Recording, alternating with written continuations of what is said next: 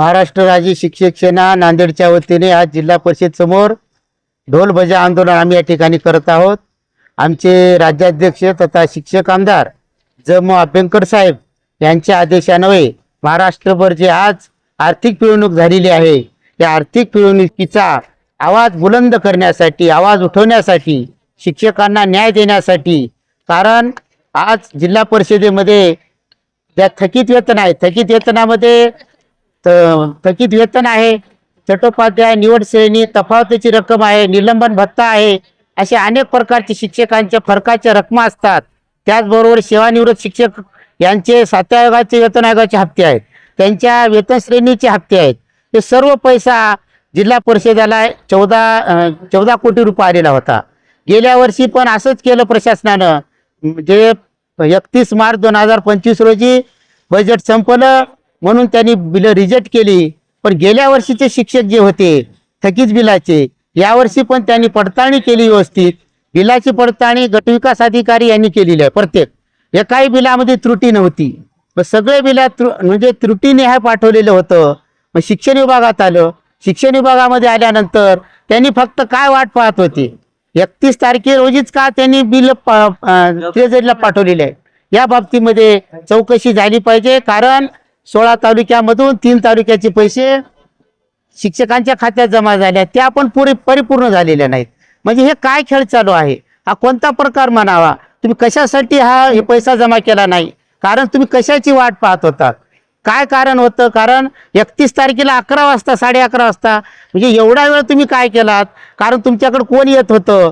तर या बाबतीमध्ये यांची कॉल रेकॉर्डिंग, यांनी जे कुणाकुणाला फोन केलेत किंवा गुगल पे असेल, फोन पे असेल, त्यांचे मित्र असतील, पाहुणे असतील, त्यांच्या सोबतचे कोणी असतील, यांच्या याची चौकशी झाली पाहिजे। आणि चौकशी करून शिक्षकांचे आर्थिक पिळवणूक करणारे जे कर्मचारी अधिकारी कोणी असतील यांना निलंबन तात्काळ केलं पाहिजे। आम्ही हा लढा इथंच नाही, पूर्ण महाराष्ट्रभर आयुक्त असतील, सहसचिव असतील किंवा संचालक असतील, त्यांच्यापर्यंत आमचे जम अभ्यंकर साहेब यांच्या नेतृत्वाखाली आम्ही हा लढा लढत आहोत। आणि नांदेड जिल्ह्यामध्ये ज्या शिक्षकांची आर्थिक पिळवणूक करून आज आमच्या बांधवांचे लग्न आहेत, मुलं पाल्यांचे, काही ठिकाणी दवाखान्यात ॲडमिट आहेत, आज माझ्या एका विद्यार्थ्याची शैक्षणिक फीस भरायची आहे, मेडिकलची आहे, इंजिनिअरिंगची आहे। अहो ह्या पैशावर आम्ही नियोजन केलं होतं, पण तुम्ही 2-2 वर्ष।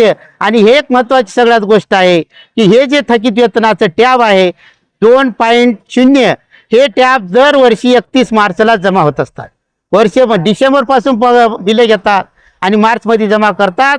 आता हे पैसे पुढच्या वर्षीच येणार आहेत, म्हणजे किती अन्याय मला सांगा। म्हणून अशा या अन्यायकारक प्रशासनाचा त्याला जागे करण्यासाठी या प्रशासनाला आम्ही ढोल बजा आंदोलन या ठिकाणी करत आहोत। आणि महाराष्ट्रभर हे आंदोलन चालू आहे, तोपर्यंत आम्हाला आमचा पैसा या 15 दिवसात परत आणून शिक्षकांच्या खात्यात जमा करणार नाहीत, तोपर्यंत आम्ही लढा आणखी तीव्र करणार आहोत। एवढेच या ठिकाणी आश्वासन करतो, या ठिकाणी थांबतो। जय हिंद, जय महाराष्ट्र।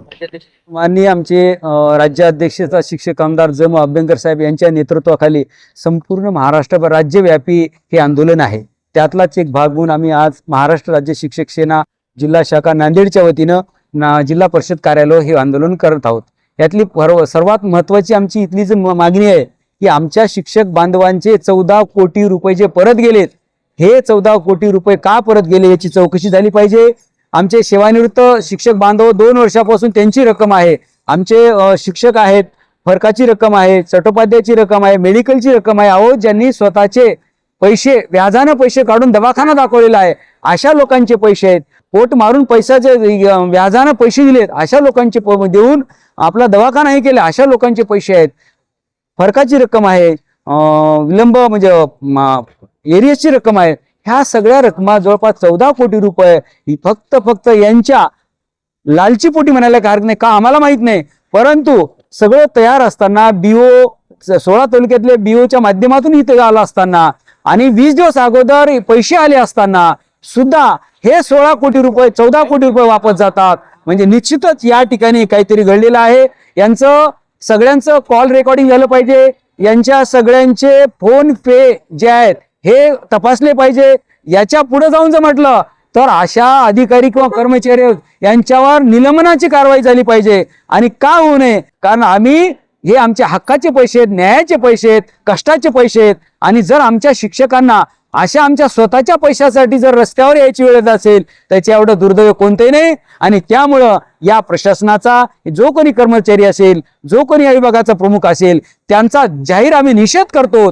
आणि जे काही दुसरे प्रश्न आहेत ते वेगवेगळे जवळपास 8 प्रश्न आहेत आमचे. संच मान्यतेचा प्रश्न आहे, संच मान्यतेचा प्रश्न आहे, कारण आज नांदेडसह राज्यामध्ये जवळपास हजारो शिक्षक अतिरिक्त झालेले आहेत, परंतु त्यांचा पगार बंद केलेला आहे. हा काय प्रकार आहे? हे समायोजन करण्याची जबाबदारी प्रशासनाची आहे, पण त्याही ठिकाणी आहेत. त्याच्यानंतर बिओलोची कामं आहेत.